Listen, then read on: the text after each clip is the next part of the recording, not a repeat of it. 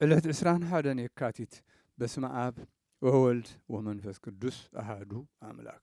ዕለት 21 የካቲት በዛ ዕለት እዚኣ ንእግዝእትነ ማርያም ድንግል ወላዲተ አምላኽ መዘከርታ በዓላ እዩ። ጸሎታን በረኸታን ምስ ኩልና ህዝበ ክርስቲያን ይኹን ንዘለዓለመ ዓለም አሜን። ሰላም ለእቺ ለብርሃነ ሕይወት መጾሩ አምሳለ ተቋም ዘወርቅ ጠበብተ እስራኤል ዘገብሩ ማርያም ክብርት ለእግዚአብሔር በክብሩ ረስይ ፍኖተ ትሕትና አእጋርየ ይሁሩ ትዕቢትሰ ለክርስቶስ ጸሩ። ሰላም ንዓኺ ንብርሃነ ሕይወት ተሸካሚቱ መጾሩ በአምሳል ተቋም ናይ ወርቂ ጠበብቲ እስራኤል ዝገበሩ ማርያም ክብርቲ ንእግዚአብሔር ብክብሩ መገዲ ትሕትና ግበሪ አእጋረይ ዝኸዱሉ ይሁሩ ትዕቢትስ ንክርስቶስ እዩ ጾሩ። በዛ ዕለት እዚኣ አባ ገብርኤል ናይ እስክንድርያ ሊቀ ጳጳሳት አዕረፈ። ንሱ ቁፅሩ ካብቶም 58 አበው ሊቃነ ጳጳሳት እዩ። እዚ ቅዱስ እዚ ብንእስነቱ ኣብ ገዳም አስቄጥስ መንኮሰ። ብጾም ብጸሎት ብትግሃት ብስግደት ብጥሜትን ብጽምእን ተጸሚዱ ብዙሕ ተጋደለ። ትሑትን ገርህን ነበረ። ብጽምዋ በይኑ መንባር ይፈቱ ነበረ። ሓደ መዓልቲ ናብ ሓደ መክሲሞስ ዝበሃል ሽማግለ ክምረቕ ክባረኽ ኢሉ ኣተወ። እቲ ሽማግለ ከዓ ኣታወደይ ስለምንታይ ኢኻ ካብ ሰብ ትሃድም? ንስኻ ኣብ ማእከል ብዙሓት ሰብኡትን ኣንስትን ክትቅመጥ ኢኻ በሎ። እቲ ሽማግለ ዝበሎ ግና ኣየስተውዓሎን። ንሱ ካብ መጻወድያ ሰይጣን ንኸድሕኖ ንጐይታ ብብኽያት ይልምኖ ነበረ። ቅድሚኡ ሊቀ ጳጳሳት ዝነበረ ኣባ ሚካኤል ምስ ዕረፈ ብዘይድልየቱ ሒዞም ከምቲ ሽማግለ ዝተነበየሉ ሊቀ ጳጳሳት ሾምዎ። ምስ ተሾመ ኣብ ሽሞቱ ኣይተሃከየን። እቲ ናይ ቅድም ተጋድሎኡ ተጊሁ ቀጸሎ እምበር ኣይሓደገን። ኣብ ገዳም አስቄጥስ ይቕመጥ ነበረ። ብዛዕባ ስራሕ ኣብያተ ክርስቲያናት ክኸይድ ምስ ኣገደድዎ ከዓ ናብ ሃገር እስክንድርያ ናብ ምስሪ ይኸይድ እሞ መሊሱ ከዓ ናብ ገዳም አስቄጥስ ይምለስ ነበረ። ንሱ ብዕድሚኡ ጎበዝ ነበረ። ስጋዊ ፍትወት ኣብ ውሽጡ ትህውኾ ነበረት። ንሱ ግና ነዛ እንስሳዊት ፍትወት ከሕስራ ከሰንፋ ኢሉ ጾምን ጸሎትን ስግደትን ተጊሁ የዘውትር ነበረ። እንተኾነ ክመልካ ይከኣለን። ካብኡ ናብ ሓደ ናይ ገዳም አስቄጥስ ሽማግለ ኸደ። እቲ ኣብ ልዕሊኡ ዘሎ ክብደት ገለጸሉ ተነስሐ። እቲ ሽማግለ ከዓ እዛ ፍትወት እዚኣ ብዘይካ ትሕትና ምጾምን ጸሎትን ስግደትን ትግሃትን ኣይትጠፍእን እያ። ኣውራ ከዓ ትሕትና መድሃኒት ፈውሲ እያ በሎ። እዚ ምስ ሰምዐ ናይ ሓፂን ቁልፊ ገበረ። ለይቲ ካብ መደቀሲኡ ተንሲኡ ብላይ ክዳን ተኸዲኑ ኣብቲ ገዳም ናይ ዘለዉ ድኹማት ሽማግለታት መነኮሳትን ምእመናንን ገዛውትን እናዞረ ሓርኦም ሽንቶም እናኾስተረ እናጽረየ ተሸኪሙ ናብ ርሑቕ ወሲዱ ይጉሕፎ ነበረ።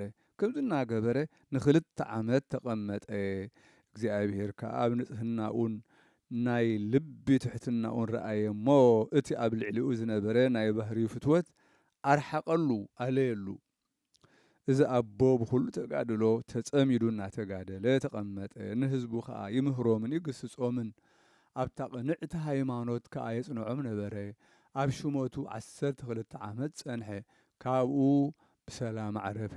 ቅድስቲ በረኸቱ ምሳና ትኹን ዘለዓለም ዓለም አሜን። ሰላም ለገብርኤል እንበይነ ጽድቁ ወሂሩቱ እንተደለዎ ይሰየም ለአረጋዊ በከመ ትንቢቱ በግብረ ትሕትና ወፍቅር ከመ ያድክም ኃይለ ፍትወቱ ኮስተር አብያተ ማይ መጠነ ዓመታት ክልኤቱ እንዘ ሊቀ ጳጳሳት ዓቢይ ወክቡር ውእቱ። ሰላም ንገብርኤል ብዛዕባ ጽድቁ ምስ ሕያውነቱ ዝተገብኦ ክሽየም ንሽማግለ ከም ትንቢቱ ብግብሪ ትሕትናን ፍቕርን ከድክም ሓይሊ ፍትወቱ ሽቓቓት ኮስቲሩ ጓሓፈ ንዓመታት ክልኤቱ ሊቀ ጳጳሳት ዓብይን ክቡርን ከሎ ንሱ ውእቱ። በዛ ዕለት እዚኣ ቅዱስ ኣቦ ኣባ ዘካርያስ ናይ ሃገረ ሰሓ ኤጲስቆጶስ ዓረፈ። እዚ ቅዱስ እዚ ካብቶም ደቂ ጸሓፍቲ እዩ። ኣቦኡ ጽሕፈት ገዲፉ ክህነት ተሾመ። ስሙ ዮሃንስ እዩ።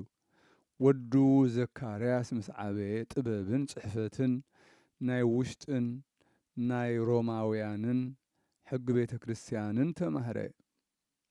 ንንጉስ ሓለቓ ሰራዊቱ ወሲዱ ኣብ ቤተ መንግስቲ ጸሓፊ ሾሞ።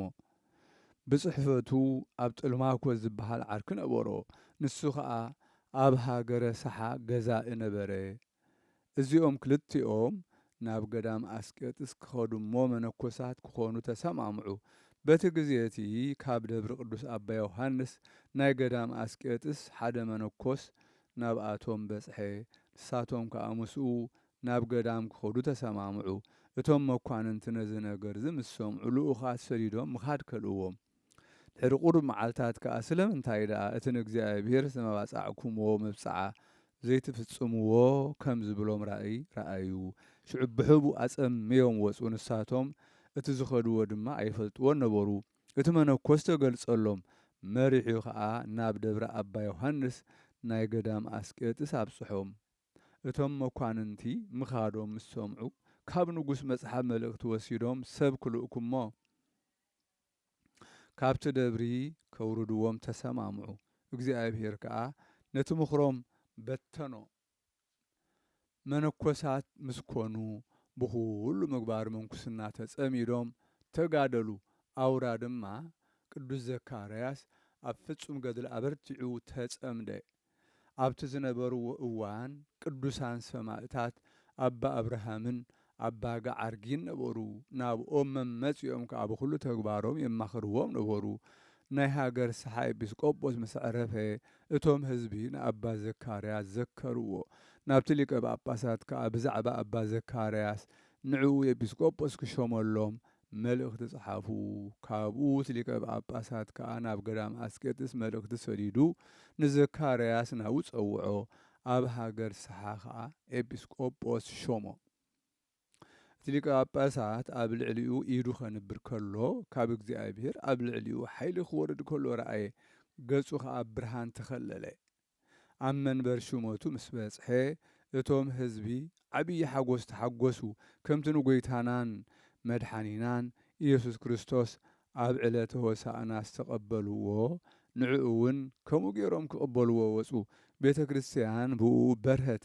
እዚ ኣቦ ብዙሓት ድርሳናትን ተግሳጻትን ትምህርትታትን ደረሰ። ነዚ ኣቦ እዚ ቃሉ ጥዑም ብጸጋ መንፈስ ቅዱስን ሙሉእ ነበረ። ኣብ መንበር ሹመቱ 40 ዓመት ተቐመጠ። ንእግዚኣብሔር ባህ ኣበሎሞ ብሰላም ዓረፈ። በረኸቱ ምሳና ትኹን ዘለዓለም ዓለም ኣሜን።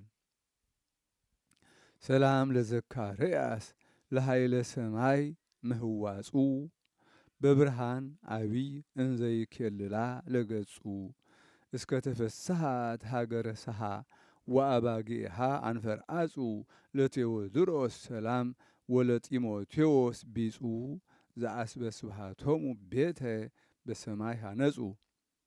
ሰላም ንዘካርያስ ንሓይሊ ሰማያት ምህዋጹ ብዓቢይ ብርሃን እንዳጐልበባ ንገጹ ሃገረ ሰሓት ሓጐሰት ኣባጊዓውን ተሰራሰሩ አንፈርአጹ። ንቴዎድሮስ ሰላም ንጢሞቴዎስን ዓርኩ ቢጹ ናይ አገልግሎቶም ዓስቢ ቤት ኣብ ሰማይ ሃነጹ። ሰላም ለጾምከ በውሳጤ ገዳም ዘኮነ ከመ ትፈጽም በሥጋ ጾመ አበዊነ ላዕሌከ እግዚኦ አመተ መንገነ ሰይጣን ጐየ በፍርሃት ወበሐሳር ደነነ አመክሮተከ እግዚኦስ መውእቱ ስእነ። ሰላም ንጾምካ ኣብ ውሽጢ ገዳም ዝኾነ ብስጋ ክትፍጽም ጾም ወለድና ጾመ አበዊነ ወጐይታ ኣብ ልዕሌኻ مستمنجنة مستتناخلة سيطان هدمه بفرهات بحسارون دننه نمفتانكا قويتا نسو مخال سلزي سأنه بزعلة زيا قدوس أناسيموس حواريا نقدس باولوس حواريا ردؤو سماعتنا تقبله نسقدم ناي حدا فيلمون زسمو كاب سب روما زخونه سبعي አገልጋል ነበረ እነሆ ከአቢድ ጳውሎስ ሐዋርያ አመነ ሐዋርያ ጳውሎስ አብሮማ ምሰበኸ እዚ ፊልሞና ካብሮማ ናአስባንያ ገሸ ካብቶም አገልገልቱ ከዓ ነዚ አናሲሞስ ምስኡ ሒዝዎ ኸደ ንአናሲሞስ ሰይጣናስ ሓቶሞ ልቡ አጥፋአሉ ካብ ጎይቱ ከዓ ብዙሕ ገንዘብ ሰረቀ አጥፍኦ ድማ ጎይታኡ ከም ዝቆፅዖ ምስ ፈለጠ ሃደመ ናብ ሮማ ተመሊሱ ድማ ኣብኣ ተቐመጠ ብፍቓድ እግዚኣብሔር ከዓ ናብ ጳውሎስ በጽሐ ትምህርቱ እውን ሰምዐ እቲ ዝሰምዖ ትምህርቱ ድማ ኣብ ልቡ ኣተወ ብጎይታና የሱስ ክርስቶስ ድማ ኣመነ ንእግዚኣብሔር ፈርሆ እቲ ዝገበሮ ገንዘብ ጎይታኡ ሰሪቑ ከም ዘባኸነ ዘከረ ከይመልሶ ከዓ ዋላ ሓንቲ ምስኡ ዝተረፈ ይልቦን ካብኡ እንዳሓዘነ ናብ ጳውሎስ መጺኡ እቲ ዝገበሮ ኩሉ ነገሮ ሐዋርያ ጳውሎስ ከዓ በላይ ትፍራህ ልብኻ እውን ኣይትሕዝን በሎ ሽዑ ናብ ጎይታኡ ፊልሞን ደብዳቤ ጸሓፈሉ ንሳ ከዓ ካብ መልእኽታት ሐዋርያ ጳውሎስ ሓንቲ እያ ብዛዕባ ኣናሲሞስ ከኣዘዞ ሓልዎ ተቐበሎ ንሱ ንክርስቶስ ረድኡ ንዓይ ከዓ ብትምህርቲ ወንጌል ወደ ይበሎ መሊሱ ብዛዕባ እቲ ገንዘብ ሰረቆ በደሉ ሕደገሉ ከማይ ጌርካ ተቐበሎ ዝበደለካ እንተሎ ናባይ ግደፎ ካባይ ከም እትፍደዮ ሕሰቦ ነዚ መልእኽቲ እዚ ኣነ ጳውሎስ ብኢደይ ዝጸሓፍክዎ እዩ በሎ ኣናሲሞስ መልእኽቲ ሐዋርያ ጳውሎስ ሒዙ ናብ ፊልሞና ጎይታኡ ምስ በጽሐ ፊልሞና ብእምነቱን ብጣዕሳኡን ማለት ብምስንምስሑን ተሓጐሰ ከምቲ ጳውሎስ ዝኣዘዞ ኩሉ ግበረሉ ኣብ ልዕሊኡ ከዓ ፍቕሩ ኣጸቢቑ ወሰኸ ብዙሕ ገንዘብ ክወስድ ኣዘዘሉ ኣናሲሞስ ግና ዋላ ሓንቲ ኣይወሰደን ምኽንያቱ ኣነስ ብክርስትና ሃብታም ኮይነ እየ በሎ ካብኡ ኣፋነዎ እሞ ናብ ሃገር ሮማ ተመልሰ ንሐዋርያ ጳውሎስ ከዓ ክሳብ ሰማዕትነት ዝቕበል ኣገልገሎ እዚ ቅዱስ ኣናሲሞስ ማዕርገ ክህነት ተሾመ ሐዋርያት ከዓ ወደስዎ ኣብ ቀኖና 77 81 53 57 ከዓ ዘከርዎ ብዛዕባኡ ንሱ እሙን ካህን ይበሉ ሐዋርያ ጳውሎስ ሰማዕትነት ድሕሪ ምቕባሉ